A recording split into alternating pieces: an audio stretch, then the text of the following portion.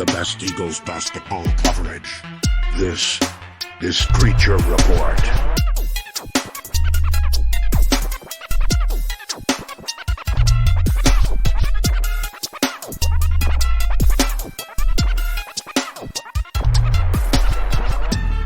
What's going on, Eagles fans? It's your boy Elliott on the mic. Another episode of Screecher Report, joined by my co-host and cohort, Russell Kelly, and his dogs, which are clawing at his thigh and coughing.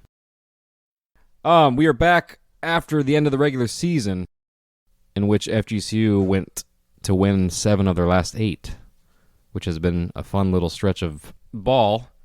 And today, probably not the day of this pod you're listening to, but the last one was against Jacksonville.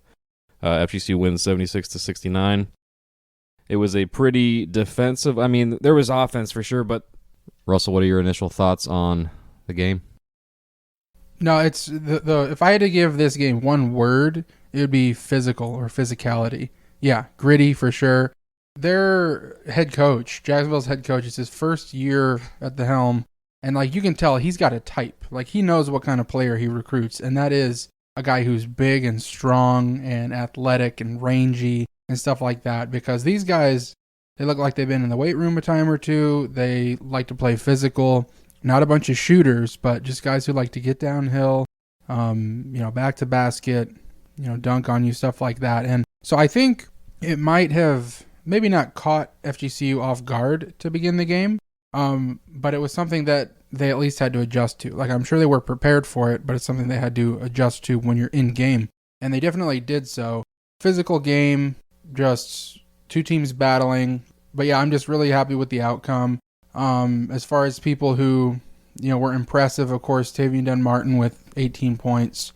Kevin Samuel, 12 points, 8 rebounds. I think it was 4 blocks he finished with.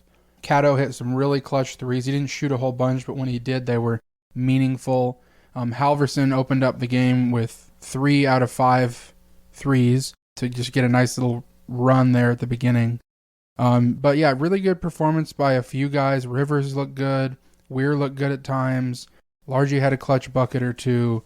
Richie hit a nice 3. It's just a lot of guys contributing like it's been all season. So it's just nice to see things come together.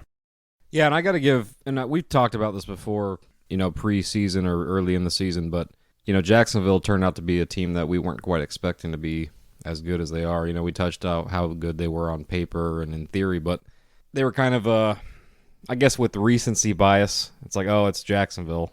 They're not going to be anything great, and this year they turned out to be one of the top teams in the ASUN, so it was nice to get a win there, and then kind of before this, especially getting revenge. Basically revenge on both the teams we lost to earlier this year, Liberty and Jacksonville.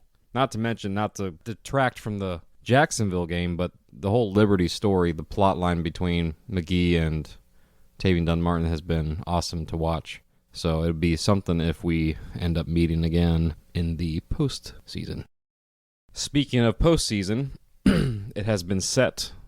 The first, I guess, play-in game of the new ASUN formatted. Is it the first round?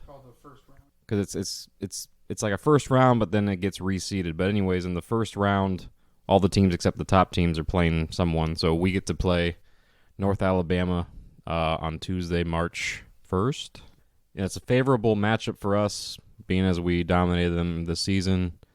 But it's ASUN basketball, college of basketball, conference basketball. You know the drill. It's going to be a tough fought win. At least we get the home crowd support. I'm excited about that. What are your thoughts going into that game with the momentum? So, and Fly ended up saying this in the press conference, and Caleb Catto did as well. And we talked about this off mic, but being, the favorite is like sometimes not a comfortable position to be in. You want to be favored, but you don't want to be like the favorite. And, we're not this year overall, but in this first, games of basketball in the tournament where the top 2 seeded teams in each division aren't playing in the first round, all of a sudden FGCU is playing, the 6th seed in the West, UNA, a team that we beat by 32 earlier this year. But rewind to last year, and we beat them back-to-back days in conference play. And guess who knocked us out of the ASUN tournament, you know? The worst thing you can do is win, like we said, 7 out of your last 8 games, then head to the tournament and lay an egg against a team you beat by 32 points. Case in point with the recent wins at Liberty and against JU, but then we lose to UNF, who has not had the best showing in the ASUN.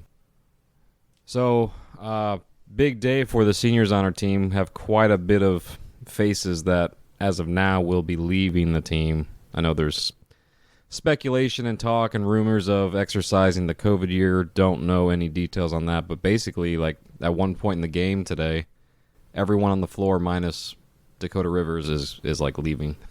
So there's a big kind of void to fill looking into next year, but we don't really want to.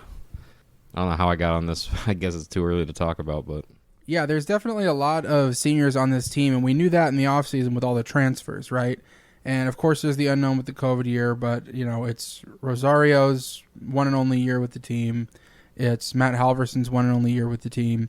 Tavian Dunn-Martin's one and only year with the team.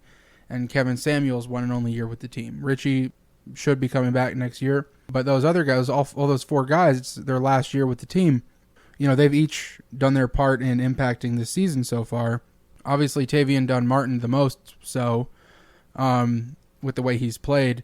But then also Kevin Samuel, of course, being, you know, and we're not going to get into specifics of ranking people, but he's been one of the best bigs to ever come through the program easily. There's an argument to be made, not that this is the podcast for it right now, that he is the best big to come through the program. And, you know, you can scoff at that saying, oh, it's only 1 year, or there's other guys who are much more legendary in the program. And you'd be right. That's why, you know, we're not debating that right now. But it's for discussion at least. So those are 2 guys that are going to be, you know, huge holes to fill in the offseason. But just appreciating kind of what they've been able to do in their 5th years, graduate years, whatever. But then also the guy we haven't mentioned yet, Caleb Catto, 4th-year senior. You know, you almost don't hear that anymore. Here all 4 years, got here the year after Dooley left. His first year was also Fly's first year at head coach. And, you know, just kind of went through everything that, you know, the program's gone through at that point. It was coming off 20-win season, enters the program, immediately faces turmoil, immediately wins only 10 games the next year. His junior year was the COVID year. The team went 10-8, improvement, sure, but like COVID ransacked that season. Now he's a senior, and they win 20 games. It's like you feel really, really proud for him, I guess. Really, really just happy for the dude who's always been their good teammate. He's always been, you know, willing to share the ball and everything. That's a guy who, I don't know if it would impact the team in a negative or positive way, but if he wanted to, could average, you know, 15 plus points a game. But he doesn't. He averages about 8. Because there's a guy like Tavian, there's a guy like Largy, there's, you know, Kevin Samuel, there's other ways to score, and he's allowing that to happen. So just really cool to see Caleb get those, you know, be a part of this good team and see where they can take it in the ASUN tournament. Yeah, that was something we didn't even mention at the beginning. This pod's kind of all over the place, but seeing 20 wins again in that win column on the season is a pretty good feeling. But I think FGCU, and not to jinx them, has caught fire at the right time, ending the regular season, going into the ASUN tournament. It feels good. The team seems to be flowing well, and just hoping for a good turnout and to keep winning. So yeah, just because I don't know if we're going to be able to get another pod in by the time this, you know, the end of the season, the real end of the season happens for FGCU. You know, if we end up going on some kind of insane run, you know, we'll make a pod happen. But just, I guess, you know, for me, and I want you to comment on this too, it's like you expect the win as a fan over UNA, right? You're supposed to. But then the next team you play is supposed to be like the second seed in the West or something like that. We're going to end up playing Bellarmine if and when FGCU beats UNA in the first round. That scares me as a fan, you know? And I hope there's not like a psychological kind of mental hold on that to the players and the coaches and whatnot against Bellarmine, because at this point, Bellarmine joined the conference last year and just annihilated. Like it was awful. Those games against Bellarmine were awful last year. Coming off of a COVID, break, and then guys didn't have legs under them. They were winded constantly and couldn't keep it up for 40 minutes. And then this year we get them again, get them at home, and looks really good in the first half. And then Bellarmine just techniques us into submission, disciplines us into submission. It's just not fun. Like I almost hate playing Bellarmine, and that is until we can stick it to them, until the team can really kind of overcome that. And a win over Bellarmine would honestly, like, that would be a cherry on top for me. Hopefully there's more cherries after that, but just that alone would ease my annoyance, I guess.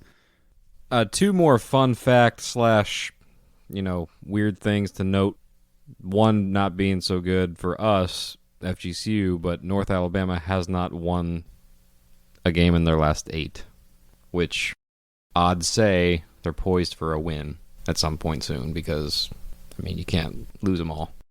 Kind of meaningless, but interesting. The other thing is the biggest margin of defeat in the ASUN against North Alabama has been us when we played them at home, when we won by 32.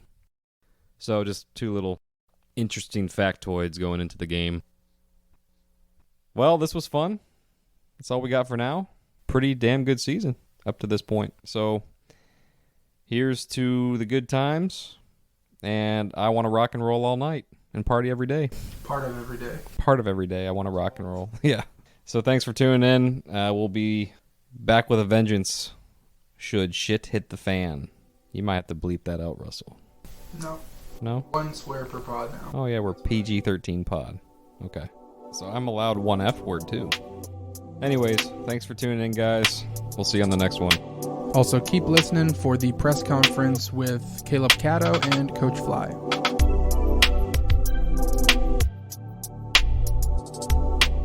Been here for a long time now, it seems. Kind of the old man on campus.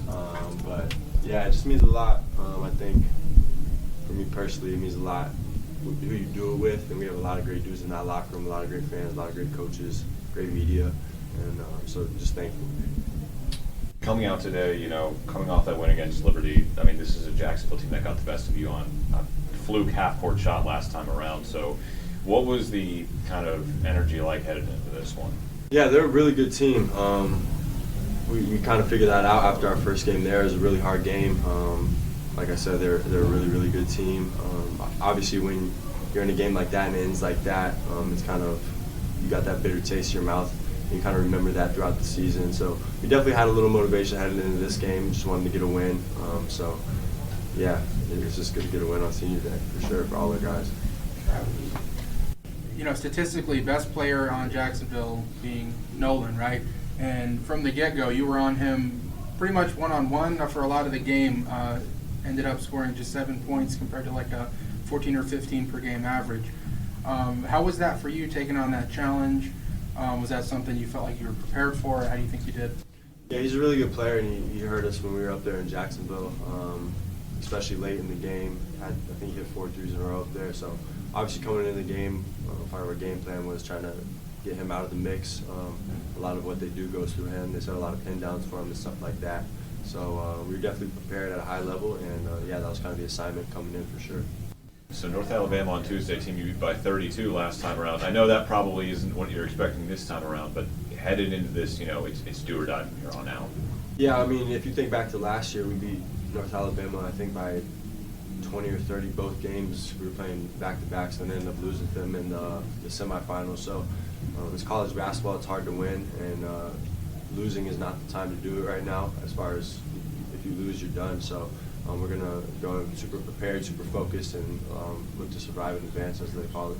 What's your feeling about the ASUN headed into the tournament? Because if you look at your last 3 results, including today, they're the opposite of what happened last time around. North Florida beat you, Liberty and Jacksonville, you beat them this time around. So it just seems like the conference is deep, but also kind of cannibalizing itself a little bit. It's definitely, I think Coach Fly said it a couple times. I've been here, this is my 4th year now. I think it's definitely the deepest it's been. It's the most competitive it's been.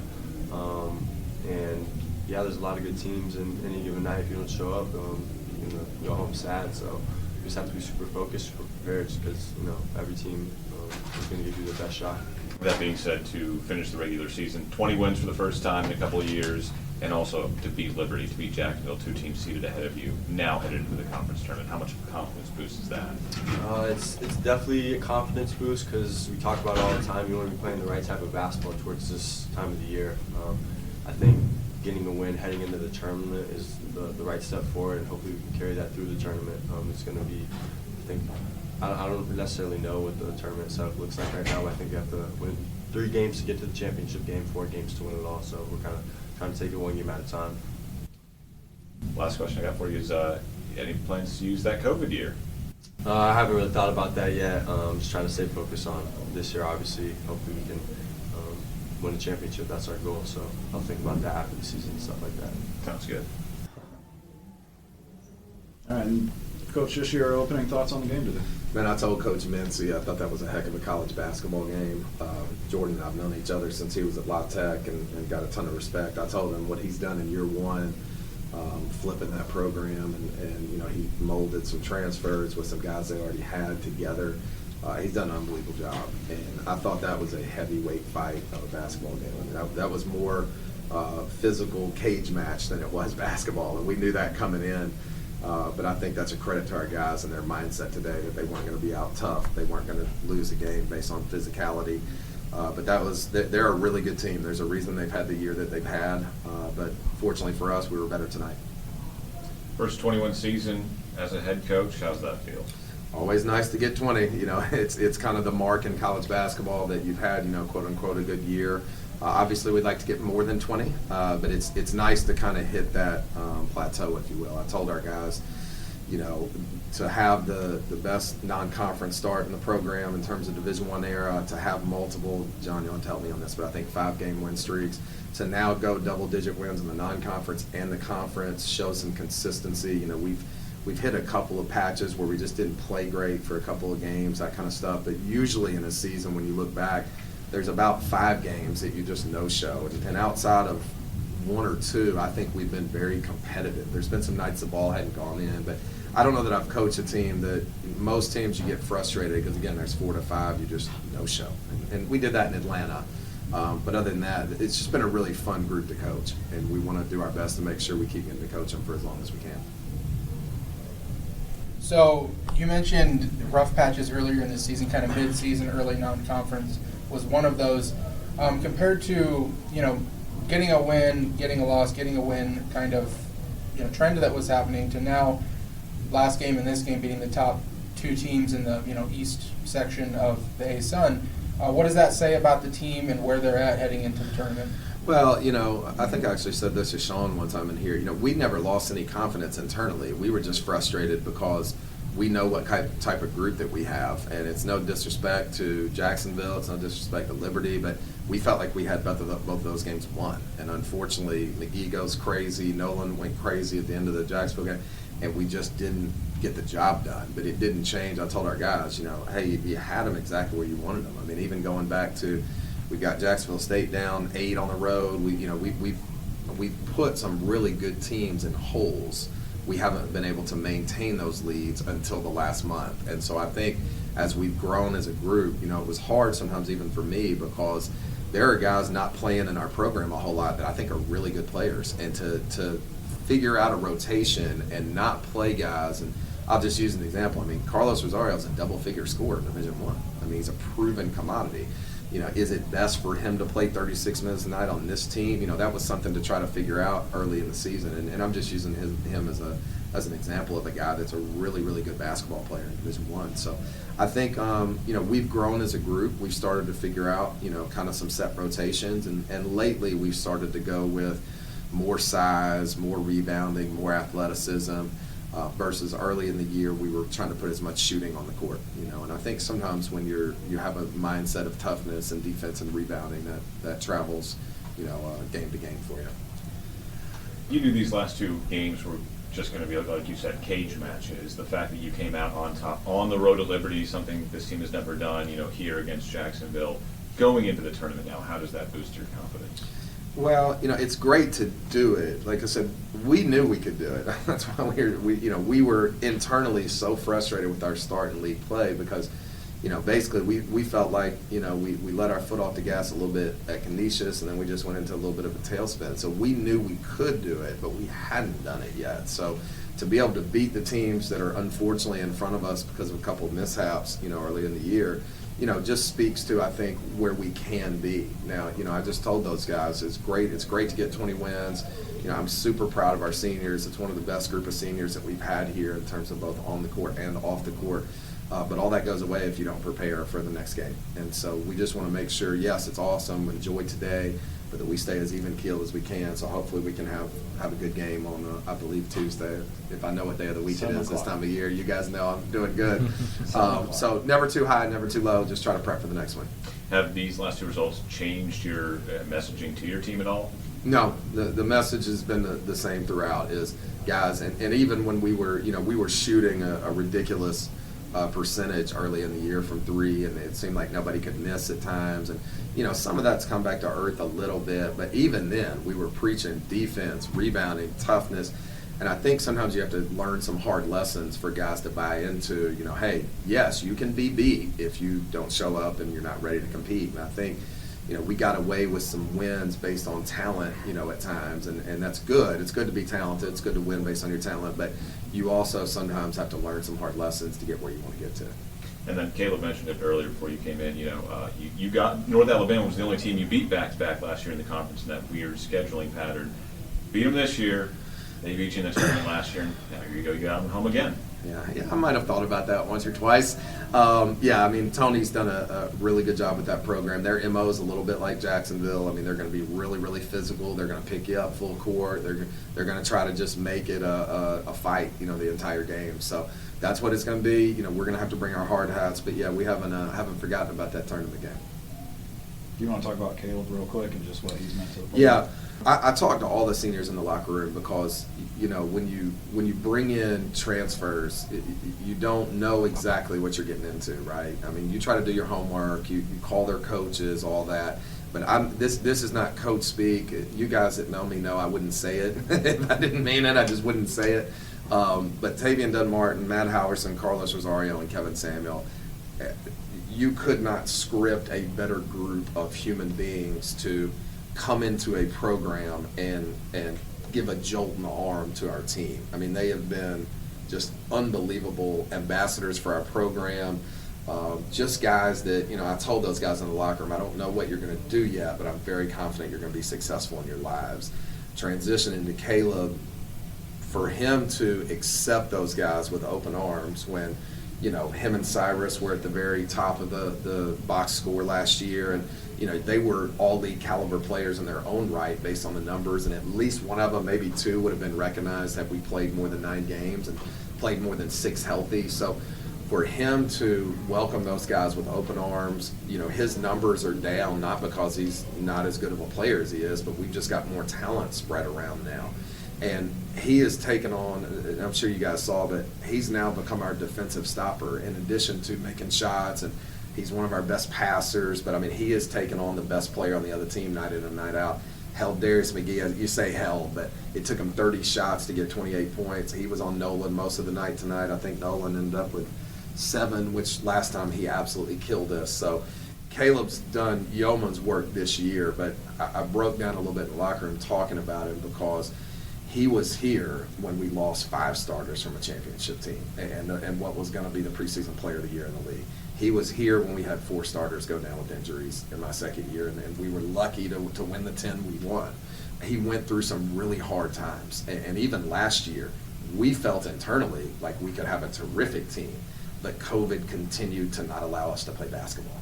And there's a lot of guys that at some point would have said, you know what, I've had enough. And they would have transferred. They would have not been the type of leader that he, and through all of it, the good times, the bad times, that dude has stayed the course, been the same person, leader on the floor, leader off the floor, 4.0 student.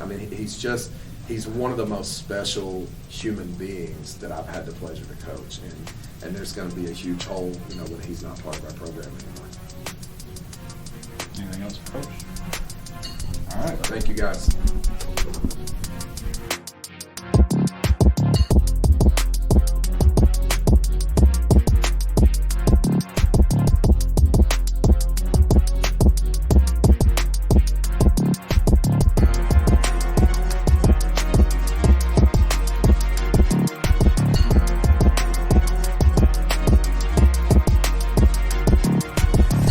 Spray for 3.